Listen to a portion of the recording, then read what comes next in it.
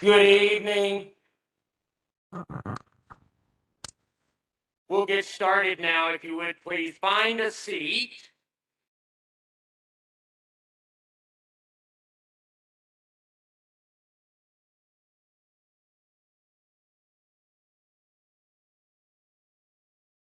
And we will start presentation of the evening. Joe, you are here talking about open loads for team tracks and team tracks. This should be interesting, and you're on. Thank you, thank you.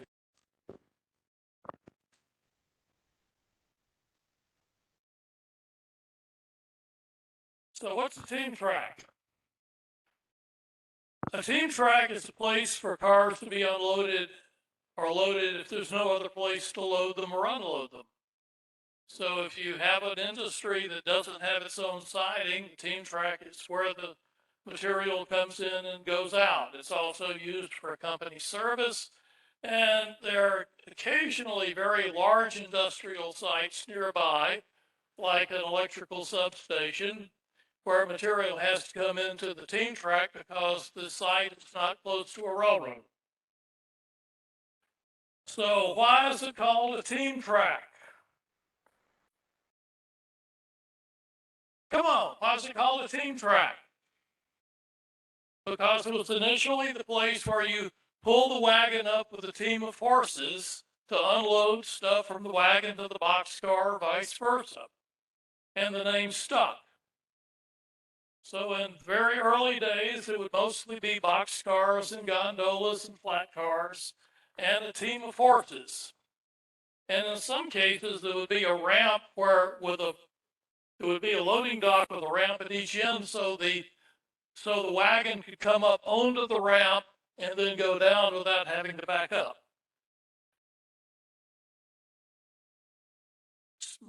There we go. Then in the 20s, I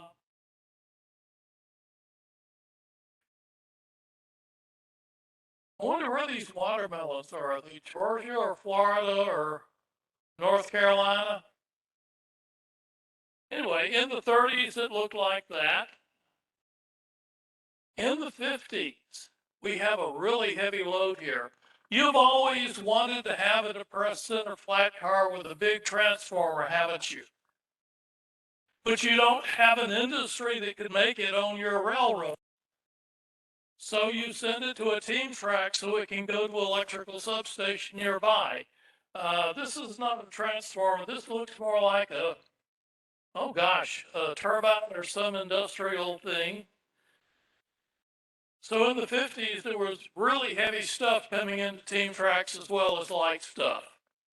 Now, after the 50s, things changed because of containers and trailers on flat cars. So maybe you wouldn't have as many cars coming into a team track after the 60s. The team track still exists. This one is in Norcross, Georgia, right behind the well, I don't know what that is. Right behind the service vehicles, there's the Norcross station.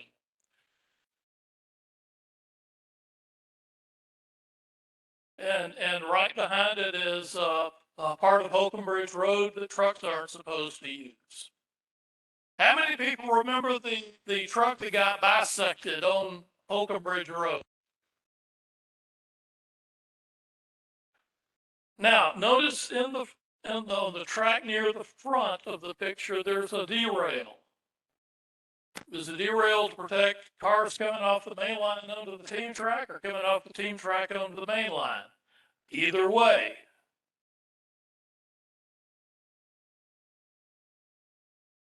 Okay, here's a model of a team track. This is on Brian Block's railroad. You can actually go see this in February because Brian is doing the division open house in February. There's a nice ramp on the dock so he can put an auto car there to unload automobiles. This is set in mid-50s transition era and there's lots of room for trucks.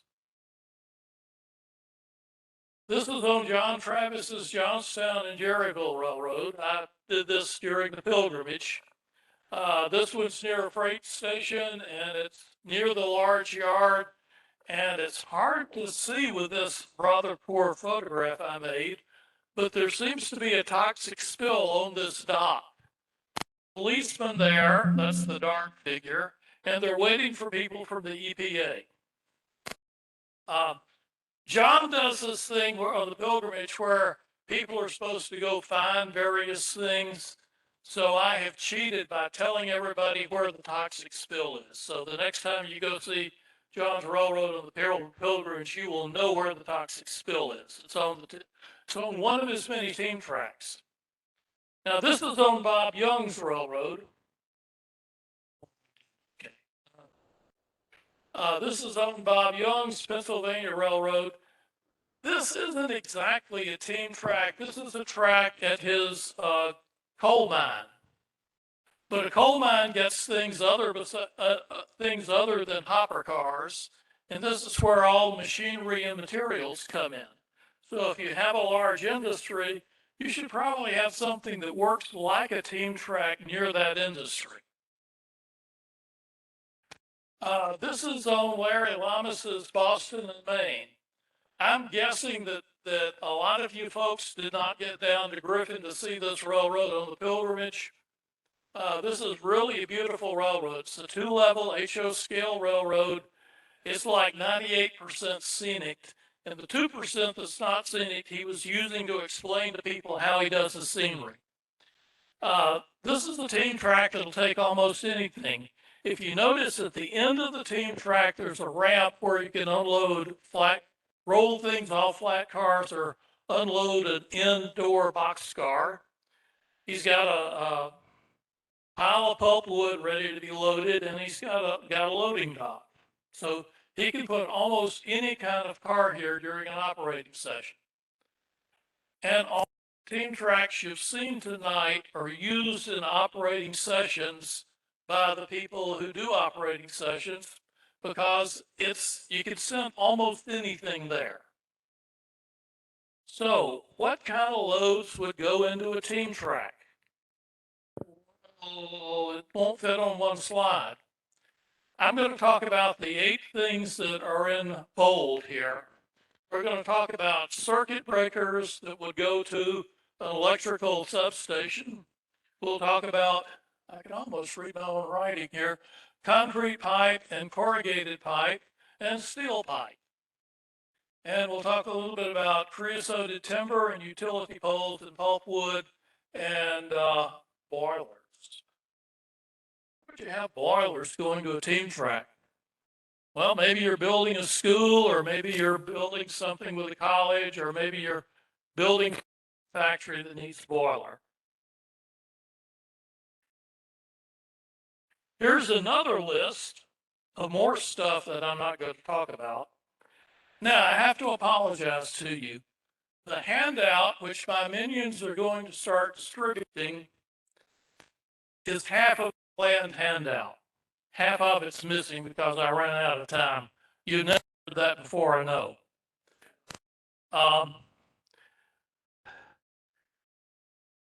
But all of this was going to be on the handout.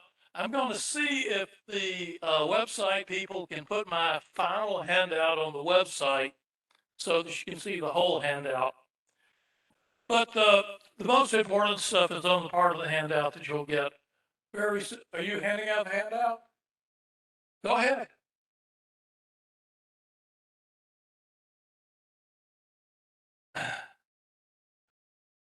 All right, so what would you have on a team track? Well, there ought to be a paved area where you can get teams or cranes or trucks or something there to load or unload the car.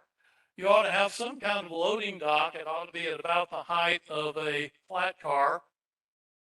And that's tricky because you have to work out whether or not you've got ballast under the tracks.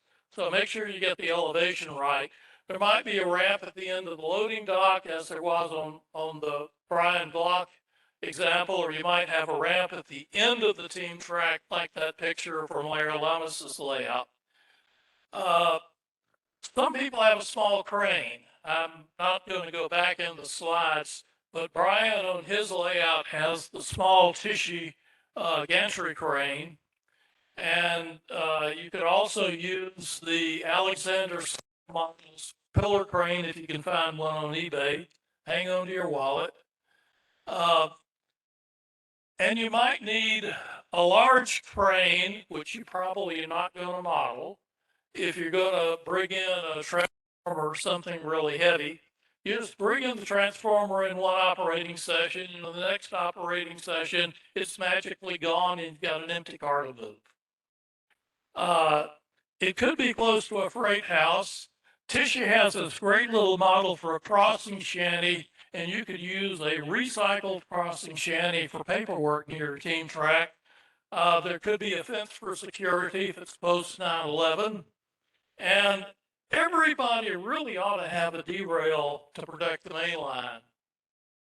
I guess most people don't. There have been a number of plans for loading docks in Mainline Modeler. The part of the handout that's missing tonight has a list of them. If you really need plans, see me or Charlie Mason. We have most of the copies of Mainline Modeler stuck away in plastic boxes under our layout. But there are plans for these things, and if you haven't scratch built a model, this would be a good place to start. It's fairly easy. It is somewhat repetitive, but that actually makes it easy. You can build a jig. So if you don't have a loading dock, that could be your first scratch-built structure. Now let's talk about some loads that might actually show up. One of the things Team Track's used for is if somebody's doing an infrastructure project near this team track, it could have stuff brought in for the infrastructure project. So maybe they're working on drainage near your team track. Maybe they're bringing in some concrete drainage pipe segments. Tissue makes the kit that's it's easier than shake the box as long as you paint them carefully, and it fits HO scale. Well, it fits most HO scale gondolas. It'll just barely fit in an Athearn gondola. This is one of those Proto 2000 52-foot 6-inch gondolas, and it just about fills it up. I put a little blocking at the end so they wouldn't bounce around and break themselves. And then for N scale, well, there's no kit for N scale. So what you do is you buy, in terms of size, 2 consecutive sizes of plastruct or vertical tube, and you cut a piece of each size, the same length, the proper length to fit the gondola. You offset them just a little bit so you've got this lip and depression, and paint them the same way you would paint the tissue things. The painting instructions are in the handout. Basically, I painted with Tamiya gray primer, but that's not exactly the right color. So I take my favorite, if I can find it, I take my favorite pastel, which is raw umber tint, and I put it on the segments with one of those, I want the words come, with one of those cosmetic wedges made out of foam. I just paint it with a foam wedge, spray it with Tamiya TS80 flat clear, put another coat on because the first one is never enough, and then spray it with Tamiya clear again. If you want Tamiya TS80 in town, you buy it at Kennesaw Trainmaster, or you drive all the way down to Riverdale to Bob Brown. They usually have it. But this is the easiest thing I found if you want a load that can go to a team track. The second easiest thing is Iowa Scaled Engineering makes this lovely corrugated drainage pipe. The instructions for how to find it on the internet are in the handout. You paint it a little bit. You take some chart pack 1/32 inch black matte tape. You wrap it around 3 places, about 3 feet from the end and in the center. You build a pyramid stack, put it in your gondola, and you're done. Now, the chart pack is sticky on one side. It's like tape, but it doesn't stick that well to round things like this. So I spread it on the bottom with cyanoacrylate. Don't glue your fingers to it. Oh, now I have to apologize first. I've been calling this stuff Chinese privet for years. My wife has one of these telephone apps that will identify growing materials, and she says, according to her telephone app, it's actually Japanese privet. Whatever it is, it's a weed shrub in the South. You generally want it out of your yard, but before you get rid of it, cut up some pieces that you can use for logs and pulpwood. It's the best thing. You dry it out and then you seal the ends with Benwax polyacrylic. It's in the handout. And then weather isn't quite the right word. To make the bark look more like bark, I use pan pastels and seal it with Tamiya TS80. My absolute favorite sealer. Or you can do pulpwood. Now, pulpwood cars are kind of rare. The car at the bottom is an N-scale Atlas GSC pulpwood car, and that's just the load that comes with it. For HO scale, I try and make cars look fairly realistic. For N scale, which is my operating layout, I just make sure the couplers and the wheels work. Yeah, I've got 2 railroad hobbies. Now, pipe. In the clinic I did 3 years ago, I had one of Charlie Mason's models where he had used soda straws to make HO scale pipe. This one uses styrene tube. Now, Charlie's complaint about styrene tube is it looks too thick. Well, what you do is you take one of those hobby knives and you stick it in the end and you twist it around till the ends are thin. You don't worry about the middle, you just make the ends look thin and it looks okay, especially in N scale. Then I wrap it around with some of this chart pack bands. Now, in N scale, you ought to use 1/64 chart pack tape. And you can buy 1/64 chart pack tape and drive yourself crazy trying to get it in place. Or you can just cheat and use the 1/32 that you use for HO, and it looks okay, and only the rivet counters are going to complain.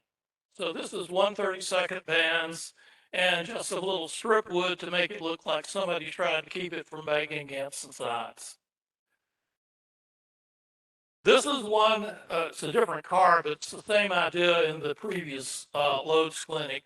When ties get replaced, the old ties get gathered up and they are hopefully resold to somebody who's going to put them in the yard.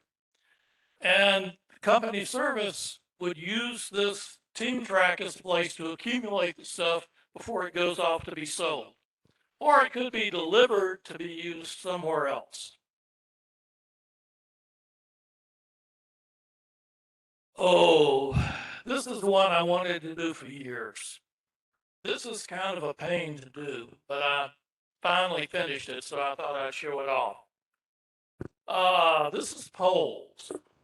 There was a Bill Darnaby article in, I think it was Railroad Model Craftsman, maybe a decade and a half ago, about doing poles with balsa wood. I thought that was too much work. So I decided I would take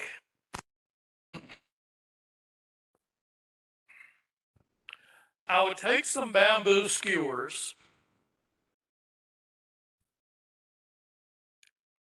Come on, come on, come on. I would dip a big can of gesso.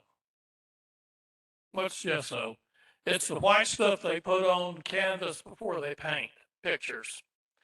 Dip it in gesso, hold it up with a clothespin, and let it drip like a candle. It's like making a candle, except you have to do a lot of them in order to get some taper on the bamboo skewer, which I thought was easier than balsa wood. Well, it is. So far it's easier. And then you have to paint them. And the only way I found to paint them is this. And then you have to cut them with a saw. And then you have to build a block of poles. Now the problem is, if it's a solid block, as this one is, you got a car that's way too heavy. So Darnaby was right to use balsa wood. The weight's better. What I haven't yet figured out is how to do one of these that's hollow in the middle. So I would like to have full-length poles on the sides, top and other side, and little short pieces at the ends and hollow in the middle to get the weight right. Then you have to get it to stick on the car. And I want it to be a removable load. So I then found this thing called museum wax. You'd make little tiny balls of museum wax about half the diameter of a BB, and you put it under each corner of the load and stick it down on the car so that hopefully when you take it off the car, you'll not take the paint on the deck with it. With some other cars, I use that hobby tack to put it down temporarily. And if you put it down temporarily, that's good. I left one 5 years, and when I pulled the load off, the paint came with it. Well, then you have to put these stakes in. Well, the stakes are Japanese prick. What else would I use? But now there's a catch. You get the stakes to go down into the pockets. But later I decided that's a very good idea because it makes the load easier to remove. So the stake goes down to the pocket, but not inside it. But because there's a inset in the wood decking, it still helps hold it in place. So now I've got the stakes, but I have to glue the stakes to the poles so that when I remove it, it all comes together. And then comes the really nasty part. You're supposed to tie the stakes together at the top with wire. You run wire around the stakes from side to side a couple of times, and stick a piece of wood down, and you start twisting the wire. This is the real railroad. How are you going to model that? Well, some people use wire. They are more masochistic than I am. Although I'm still pretty masochistic because I use that easy line. The little rubberized stuff. Oh, it's a mess to use. But I built myself a little wood thing and wrapped it around a couple of times and tied a square knot. Tying a square knot in easy line can be done, but it's not easy.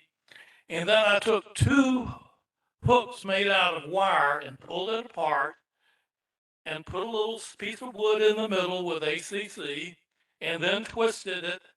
Now, the rivet counters will say, well, that's not right because the wire is supposed to be twisted one way on one side and the other way on the other side.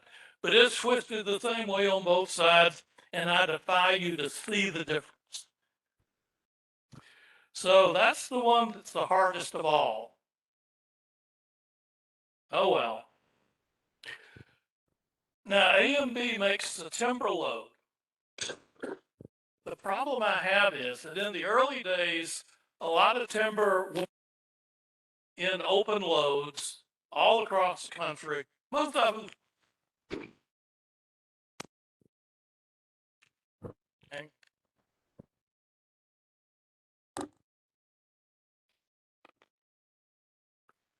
Most Most of the open loads of timber went up and down the west coast, but some of it came to the east. There are photographs, not very many. But in the 50s at a team track, most of the lumber loads would go directly to a sawmill or to a building and supply place that has its own siding, not to the team track. So I wanted something would go to a team track, so I said, okay, this is creosoted lumber that's going to build a bridge somewhere. All right, so you want to creosote the load. The other reason I wanted to creosote the load is that A and B kits you buy now are laser cut, which means the sides of the wood have this little reddish brown burn mark. But if you creosote it, you can't tell. The other thing I did was I extended the load in height by putting some filler in between the pieces they give you. And then using diagrams, I figured out how it would be braced on the car. So this is a AMB timber load that's had a good deal of work. But if you're doing a modern team track, well, most of the big box stores these days are not located near the railroad. So they would probably get wrapped or banded groups of timber, and it would go to a team track and would be unloaded onto a truck and taken to the big box store. This is an Athearn car. I don't remember whose load this is. It's a commercial load. I didn't do any work. I mean, this is N scale. I don't do work in N scale. I just put the cars on the track and run it. Checking wheels and couplers first. This is Brian Glock's load of probably Caterpillar diesel generators. This used to be available from Walters. Well, you know, loads come and go. Sometimes you can get them on eBay, some can't. But here it's okay because AMC now does almost identical generators, but to put some wood in it, they have one of these open freight things that goes around it. So you can get these from A&B now. They're almost the same.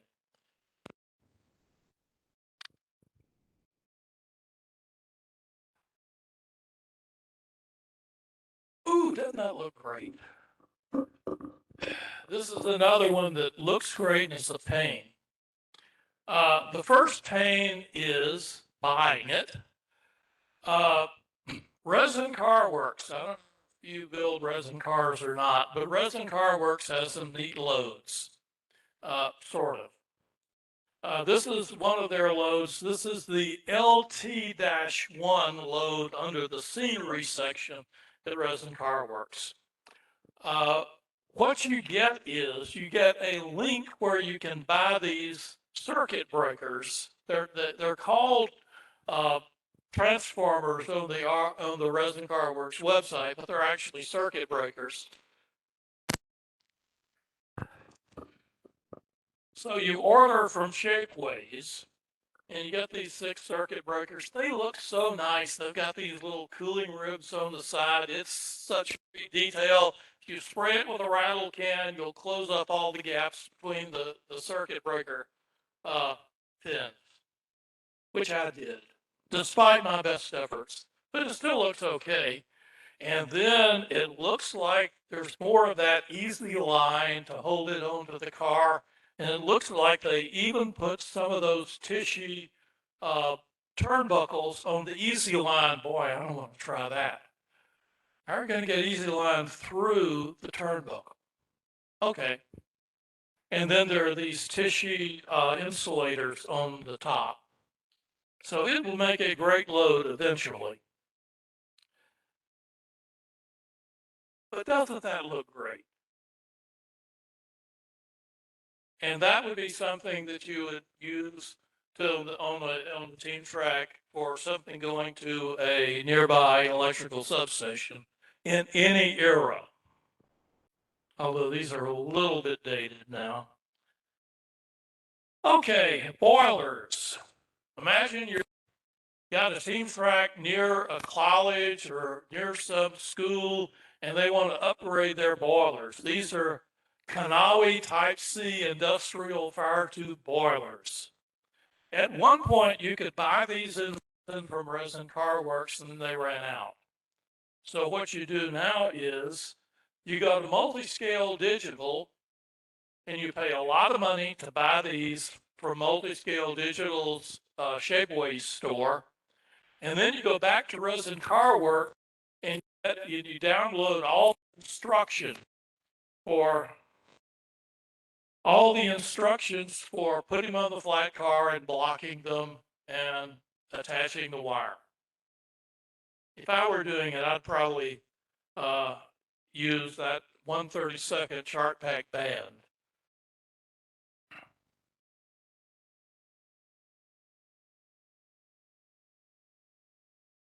Oops. Too far. Slide too far. Okay. This is the listing that's going to eventually be in the handout, but it's not on the back page tonight. It'll be on the website. There are a number of fairly easy and a number of fairly difficult loads that you can use for open top cars for team tracks. This is some of them. I've got some up here. Oops. Now, where do you get all these diagrams for blocking the loads? Well, you look at photographs of the loads and you just copy it. Or you find somebody who has a set of diagram books that shows how the load ought to be blocked.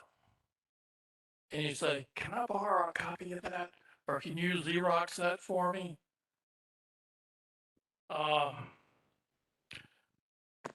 So far as I know, I'm the guy in Atlanta who has them. So you probably got to come see me. But I will share.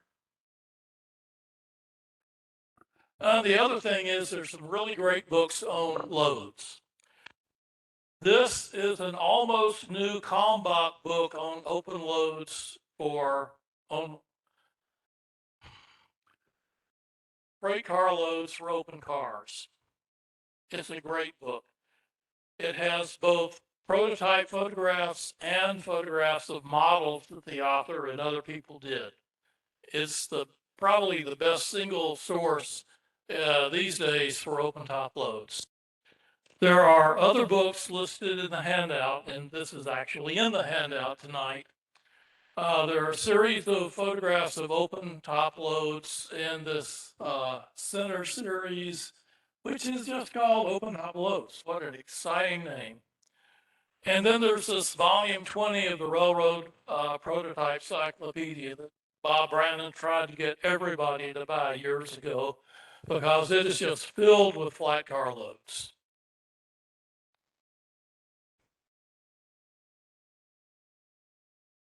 So I'm done except for questions. Except we now have a commercial for the Piedmont division. These are the people who have helped me figure out how to do open top loads. If you'll notice, the most people here are in the division. If you weren't in the division, you wouldn't have many sources for, can you help me with this load? How would you fasten it down to the flat car? What size gondola would you use? The knowledge that can help you be a better model railroader is in this room. Scott Perry, this is why people need to be in this division. Knowledge for how to do things. This is both a social and an educational organization. And if you don't know how to do something, ask somebody. Thank you very much. Do you have any questions? Oh, come on. Do you have any questions? Well, thank you, but do you have a question? Do you have any online questions?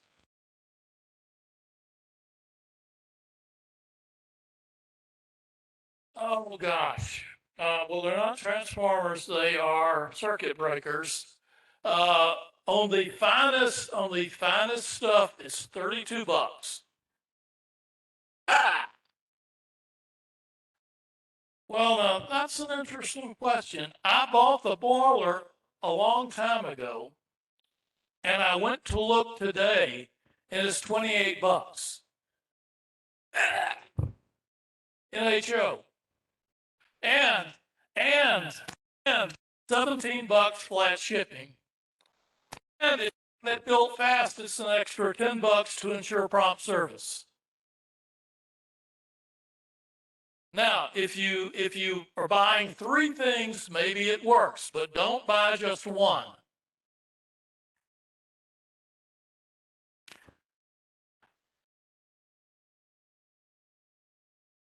On what? On the circuit breakers, I used a rattle can as carefully as I could, and it messed it up. If I had to do it over again, I would use an airbrush. Of course, then I'd have to clean the damn thing out. Pardon my French. Yeah, I don't like getting out an airbrush for one little thing, especially if I have to paint it, let it dry, do something, paint it again, do something more, paint it again. Yeah. But how many people here have team tracks on your layouts? That's pretty good. How many who don't have one would like to have one? Very useful industry, the universal industry. Okay, I'm going to give up on questions. Thank you very much for listening.